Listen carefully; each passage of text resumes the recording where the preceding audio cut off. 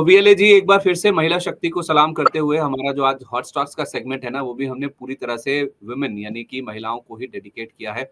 शत-शत नमन है उनको, सलाम है। महिला सशक्तिकरण को हम पूरी तरह से सपोर्ट करते हैं और इसी महिला सशक्तिकरण का एग्जाम्पल आपको हमारे आज के हॉट स्टॉक्स के सेगमेंट में दिखेगा भी।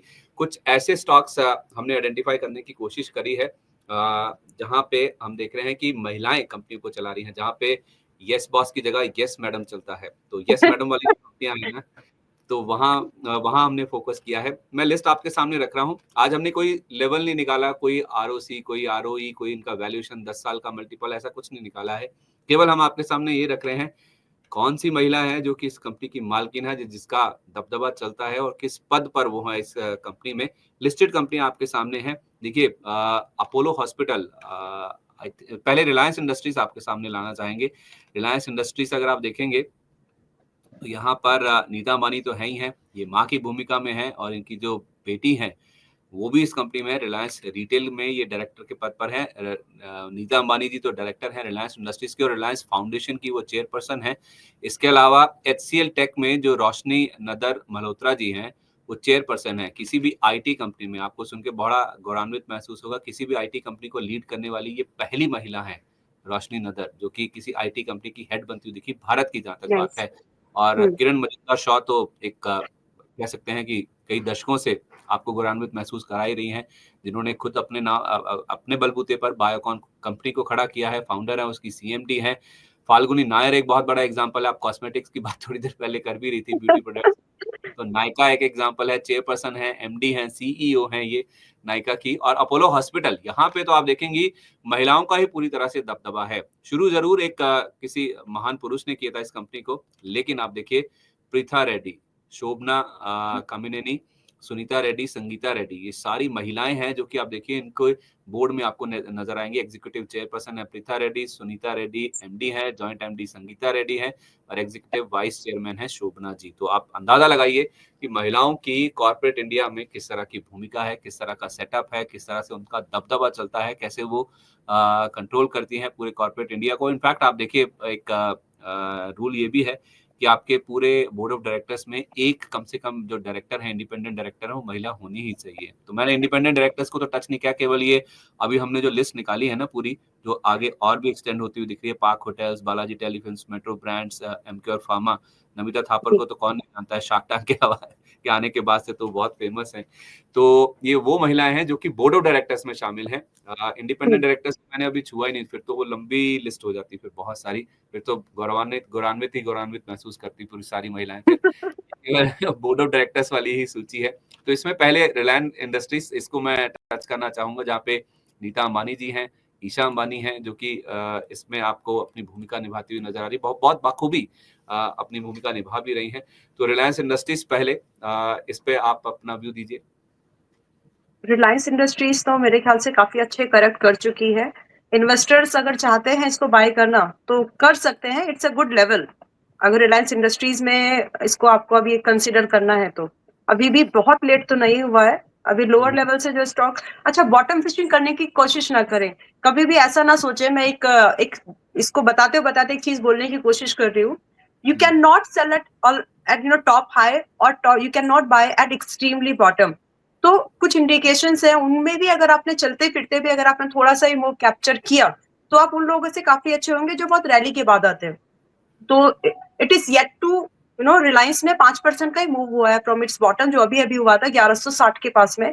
अभी भी जगह है, तो अगर आपको इन्वेस्टिंग करनी है तो आप इसमें कर सकते हैं। मैं दो चीजों की वजह से ये बात बोल रही हूँ। एक तो लीडर है, मतलब मार्केट में, इंडस्ट्री में काफी बड़ा लीडर है, और जो पेनिट्रेशन इसके अलग अलग बिजनेसेस में हो रहा है उसका इम्पैक्ट मिलेगा कंपनी को फ्यूचर में भी।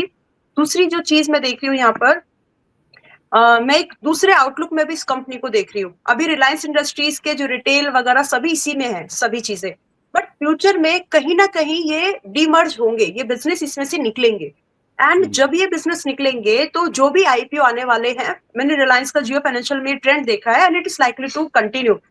Excuse me. तो जो भी नई कंपनीज आएंगे उनके शेयर हो सकता है कि पुराने शेयर होल्डर्स को मिले।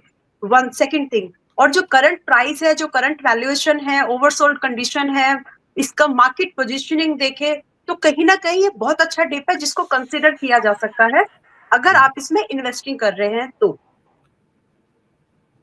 ठीक है, तो बहुत अच्छा टिप मिला हुआ है, आप कंसिडर कर सकते हैं इसको बाय करने के बारे में। एचसीएल टेक, इस पर क्या राय है आपकी? जी, एचसीएल टेक भी काफी गिरा है पिछले कुछ दिनों में, बट यहाँ पे मुझे लगता है कि थोड़ा पेन अभी और बाकी है, उसको होने दे, आप ना ले, मतलब थोड़े दिन और वेट कर लीजिए। यहाँ पर और थोड़ी गुंजाइश है जिसमें ये प्राइस अभी थोड़ा और करेक्ट हो सकता है, so wait for that level. I think 1560 1570 1567 चल रहा है, तो एक राउंड फिगर लेते हैं, 1570 के पास में चल रहा है। या तो अगर आपको ट्रेड करना है तो दो इंपॉर्टेंट लेवल मार्क कर लीजिए, या तो इसको 1620 के ऊपर खरीदे अगर आपको ट्रेडिंग करनी है, एंड ट्रेडिंग में आप टारगेट देख रहे हैं 1700 एंड 1750, ये तो हो गया ट्रेडिंग के हिसाब से। बट अगर आप इन्वेस्टिंग के लिए देख रहे हैं तो आप थोड़ा सा और वेट करेंगे तो आई थिंक आपको और अच्छा लेवल मिल सकता है, जो कि आएगा मेरे ख्याल से 1500 के आसपास। तो 1500 पर अगर आता है तो वैल्यू बाइंग है, कर लेना चाहिए। फिलहाल के लिए ट्रेडिंग करना है तो लेवल मैंने बताया 1620 के ऊपर। चलिए ठीक है, एक कंपनी है जिसको एक महिला चलाती है, महिला रन करती है, चेयरपर्सन है उसकी, उस कंपनी के शेयर में थोड़ा पेन आ सकता है और दूसरी महिला हमें बता रही है कि उस पेन से आपको बचना चाहिए, नीचे मिले तो आप स्टॉक को खरीदिए। एचसीएल टेक की बातचीत हो रही है, बहुत ही बढ़िया एक मंजर चल रहा है। अच्छा, बायोकॉन, यहाँ पे तो किरण मजूमदार शॉ का तो क्या ही कहना है, जिस कंपनी इन्होंने खड़ी करी है, जो जिस तरह से रन कर रही है, कमेंडेबल है। इसका चार्ट में भी हमने देखा था रिसेंटली, ये स्टॉक 400 को भी पार कर गया था, काफी लंबा समय इसने कंसोलिडेशन में बिताया, लैकलस्टर रहा शेयर। 400 के ऊपर जाके आने के बाद अभी अगर हम देखेंगे तो बायोकॉन के शेयर में 337 के आसपास के लेवल्स हैं। बाजार के साथ ये भी करेक्ट हुआ है, क्या फिर से 400 रुपए के ऊपर जाने की तैयारी दिख रही है? बायोकॉन का एक बार मैं चार्ट देखना चाहूंगी फिर से, 1 मिनट का टाइम दीजिए। ओके, पूरा रिवर्सल एक्सपेक्ट नहीं कर रही हूँ मैं यहाँ पर अभी, लेकिन ऊपर के लिए एक जगह है जो कि टेस्ट हो सकती है। अभी 337 पे चल रहा है, बट आई थिंक थोड़े समय के लिए इसको अवॉइड करें तो अच्छा रहेगा, क्योंकि ऑलरेडी काफी रनअप कर चुका है। क्योंकि हो सकता है कि ये स्टॉक का जब तक इंपॉर्टेंट रेजिस्टेंस है वो 355 से 350 की जो रेंज है, it is a strong resistance for this stock, और जब तक ये सस्टेन नहीं होता, बहुत अच्छी बड़ी लंबी रैली की एक्सपेक्टेशन नहीं है। तो अभी के लिए फिलहाल अवॉइड किया जा सकता है अगर लंबी अवधि के लिए आप इसको देख रहे हैं तो। ठीक है, नायका पे भी यही व्यू है? एक सेकेंड,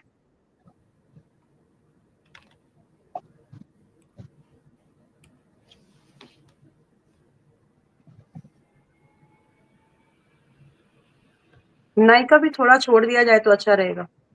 क्योंकि मैं इसके डोंट चार्ट बाय। देख रहा था, इसके चार्ट हाँ, देखे ना अगर आप, तो आपको मैक्स भी कर लेंगे अगर आप इसका चार्ट, तो 58% नीचे स्टॉक दिखेगा। एक साल में जरूर था 5-5.5% के आसपास के रिटर्न बनने, इस साल भी अगर आप देखेंगे ऑलमोस्ट फ्लैट है ये स्टॉक, और 6 महीने में देखेंगे तो 24% के आसपास करेक्ट हो चुका है। तो 229 230 के आसपास का 52 वीक लो हाई है इसका, और वहां से भी आप देखेंगे तो 35 और 30 करीब 65 रुपए नीचे ये स्टॉक ट्रेड करा है। तो निवेशकों का ज्यादातर पैसा इसने तोड़ा ही है। आई थिंक इसका मुझे आईपीओ का प्राइस याद नहीं आ रहा, लेकिन थोड़ा इसमें बाद में एडजस्टमेंट भी हुआ था, इन्होंने कुछ अपना बोनस या फिर स्प्लिट किया था, जिस वजह से जो भाव है वो काफी नीचे आया था प्राइस वाइज, एडजस्टेड प्राइस जो है। लेकिन पैसा इसमें ज्यादातर लोगों का टूटा ही है। अपोलो हॉस्पिटल, यहाँ पे तो महिलाओं की पूरी फोर्स है जो कि इस कंपनी को रन कर रही है, और बहुत ही एफिशिएंटली ये कंपनी चल भी रही है, निवेशकों का पैसा बनाकर दिया भी है इन्होंने। क्या करना चाहिए मैम अपोलो हॉस्पिटल में? अभी जगह है, गुंजाइश है पैसा लगाने की?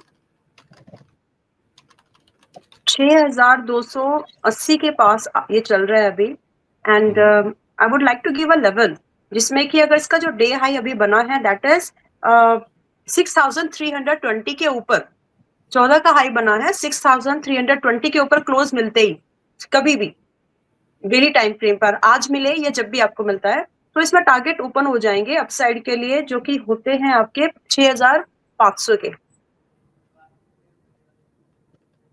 ठीक है, तो तो इसके लिए इसको चेस किया जा सकता है, बट क्लोजिंग कहीं ऊपर ही करे, क्योंकि क्लोजिंग हुई है मतलब उसमें थोड़ा सा वॉल्यूम, वो सब चीजों का एक वो बन जाता, संगम बन जाता है, एक अच्छा मिक्सचर बन जाता है। बट अभी के लिए जब तक क्लोजिंग नहीं है तब तक के लिए थोड़ा अवॉइड करिए। ठीक है, तो ये होगी अपोलो हॉस्पिटल की बात। लेकिन ऐसी अगर हम हेल्थ केयर फार्मा स्पेस की बात करेंगे ना, तो उसमें दो कंपनियां और भी आपको नजर आएंगी इसी लिस्ट में, जहाँ पे महिलाओं की जो भागीदारी है, जो वर्कफोर्स को लीड करने की जो तादाद है वो ज्यादा दिखेगी। डॉक्टर स्वाति पीरामल है जो पीरामल ग्रुप की वाइस चेयरपर्सन और एग्जीक्यूटिव डायरेक्टर हैं। एमकर फार्मा में आपको हाईलाइट कर भी रहा था, नमिता थापर हर कोई जानता है, फुल टाइम डायरेक्टर हैं ये कंपनी की। तो दो और कंपनियां हैं इसी स्पेस से, पिरामल एंटरप्राइजेस अब ये हो गया पिरामल फार्मा, उसमें से निकल के अलग कंपनी हो चुकी है। पिरामल ग्रुप की जहां तक बात है तो ये फाइनेंसिंग में भी है, फार्मा में भी है, काफी बड़ा ग्रुप है ये भी। तो इन दोनों स्टॉक्स पर क्या राय है आपकी? मैं पिरामल फार्मा देखती हूँ अभी मेरी स्क्रीन पर, एंड यहाँ पे थोड़ी सी जगह अभी और है। 202 पर चल रहा है ये स्टॉक, यही स्टॉक है अपना, राइट? हाँ, पिरामल फार्मा, पिरामल एंटरप्राइजेस, क्योंकि ग्रुप की बात हो रही है पूरे। ओके, तो पिरामल फार्मा में अभी भी यहाँ से 7 से 8% का अपरन पॉसिबल है। कंडीशन एक ही है कि ये जो स्टॉक है अपने 203, 204 के ऊपर क्लोज कर दे। तो अगर आपको बाय लेना है तो या तो करंट प्राइस पर भी ले सकते हैं, अगर स्टॉप लॉस छोटा रखना है। स्टॉप लॉस जल्दी और स्ट्रिक्ट रखें, अगर हिट हो रहा है तो छोड़ देने में बेहतर है। रीजन मैं दूंगी क्यों।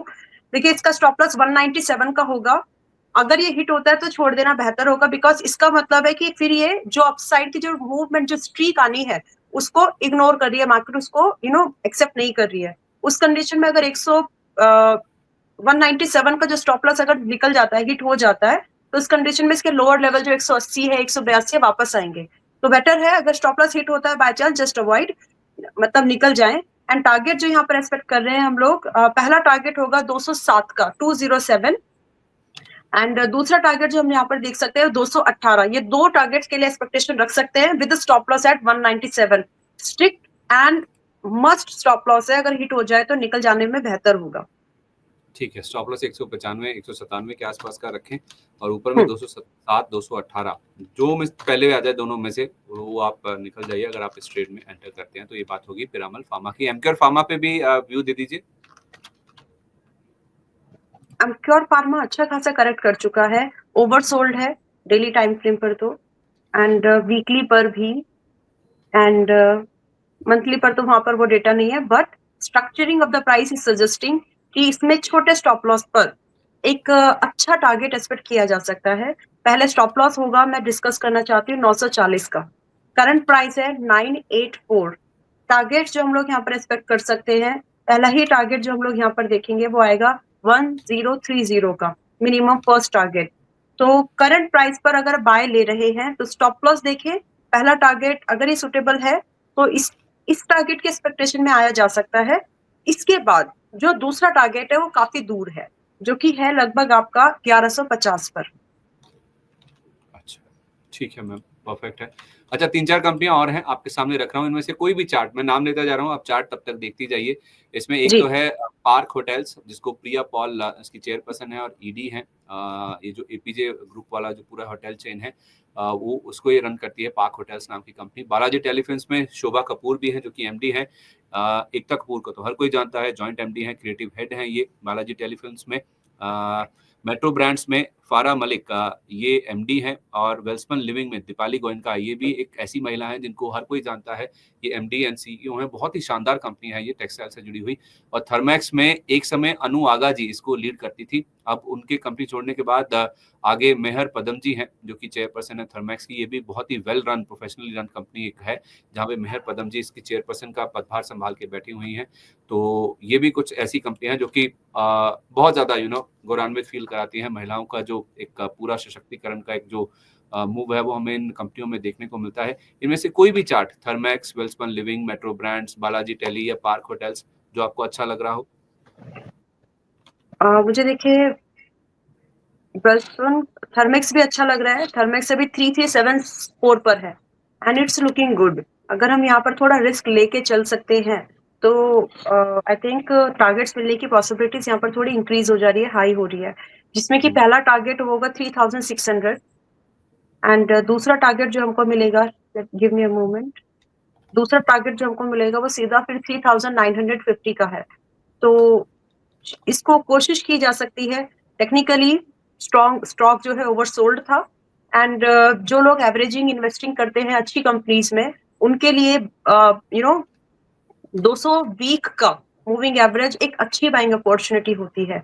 एंड सेक्टर के अपने इंडस्ट्री, जब जहां पर हमारे स्मॉल कैप मिड कैप जो है 20-25% तक डिक्लाइन हुए हैं ऑलमोस्ट। तो ये स्टॉक 50% ऑलमोस्ट का डिक्लाइन कर चुका है। एंड रही बात इसके फंडामेंटल्स बाकी चीजों के लिए, तो सेक्टर के कंपैरिजन में अभी भी लगभग 3 गुना है। तो ये यहाँ पर जब ये 3 गुना अभी है, इसीलिए मैंने बोला है कि ये जो टारगेट है, जब ये टारगेट्स आए तो वहां पर प्रॉफिट बुकिंग प्रेफर करें इंस्टेड, या फिर ट्रेलिंग प्रेफर करें इंस्टेड की हम जिस लेवल पर बाय किया है उसी पर उसको आगे कंटिन्यू करेंगे, क्योंकि ओवर वैल्यूएशन जो है प्रॉफिट बुकिंग को लीड करेगी। अभी के लिए बाइंग इसलिए दिख सकती है क्योंकि लेवल्स अच्छे हैं, ओवरसोल्ड है, तो फिलहाल के लिए बाय किया जा सकता है, लेकिन टारगेट्स आने पर प्रॉफिट बुकिंग को तरज दें, कंसीडर करें। दूसरा स्टॉक जो आपने बताया है वेलकॉर्प, वेलकॉर्प में स्टॉक जो है ना, सेक्टर काफी गिरे हैं बट ये स्टॉक सस्टेन्ड है, which gives a positive sign, which gives a confidence about in the company, and stock अभी भी स्ट्रक्चरिंग अगर मैं देखूं तो ठीक है। करंट प्राइस पर भी अगर बाय करना है तो रिस्क कम है, रिवॉर्ड बन सकता है थोड़ा सा ज्यादा। ओवरसोल्ड नहीं है, ओवरबॉट नहीं है, मॉडरेट कंडीशन में है, जिसमें और सेक्टर के मल्टीपल पर भी अगर हम देखें तो लगभग 70% पी पर ट्रेड कर रहा है, जबकि सेक्टर 16 है, ये है 13.9 का। आरओई भी 19% से ज्यादा की है। तो ये सारी चीजें हैं जो कि इस स्टॉक के प्राइस पे दिख रही है। एंड कंसिडरिंग दैट हमें स्टॉप लॉस जो यहाँ पर रखना चाहिए 710 का रखना चाहिए, एंड टारगेट एक्सपेक्ट करें इसमें नए हाइज, ये ऑलरेडी अपने हाई के पास में ही है, ऑलरेडी इसमें नए हाइज के एक्सपेक्टेशन रखे। एंड जो पहला टारगेट यहाँ पर एक्सपेक्ट किया जा सकता है वो लगभग 20% का आता है, जो कि वेरी आपका आता है लगभग 950 का। स्टॉप लॉस जैसे कि मैंने बताया 700 के पास में अपना स्टॉप लॉस प्लेस करके रखें एंड इसको चलने दें। स्टॉक वीक नहीं लग रहा है किसी भी एंगल से। ठीक है, 700-710 के आसपास का स्टॉप लॉस रख लीजिए। 950 रुपए तक के जो टारगेट्स हैं वो वेलस्पन लिविंग में देखने को मिल सकते हैं। तो ये तो कुछ बात हुई ऐसी कंपनियों की जहां पे महिला सशक्तिकरण का आपको एक साफ उदाहरण दिखता है। ऐसी कंपनियां जो कि बोर्ड में है, कंपनियों के लीड कर रही हैं और अच्छे समय से इनको चला रही हैं, बहुत बखूबी अपनी भूमिका निभा रही हैं और ये कंपनियां काफी अच्छा कर भी रही हैं और बहुत सारे निवेशकों को, जिसमें पुरुष भी शामिल हैं, उनका भी मुनाफा करवा रही हैं। तो आप महिलाओं की जो भागीदारी है, जो सशक्तिकरण है, उसका एक परफेक्ट एग्जाम्पल है ये कंपनियां, जहाँ पे यस बॉस नहीं यस मैडम होता है। ये कंपनियां हम आपके सामने रखने की कोशिश कर रहे थे। तो हॉट स्टॉक्स को इसी के साथ हम यहीं पे समेटते हैं।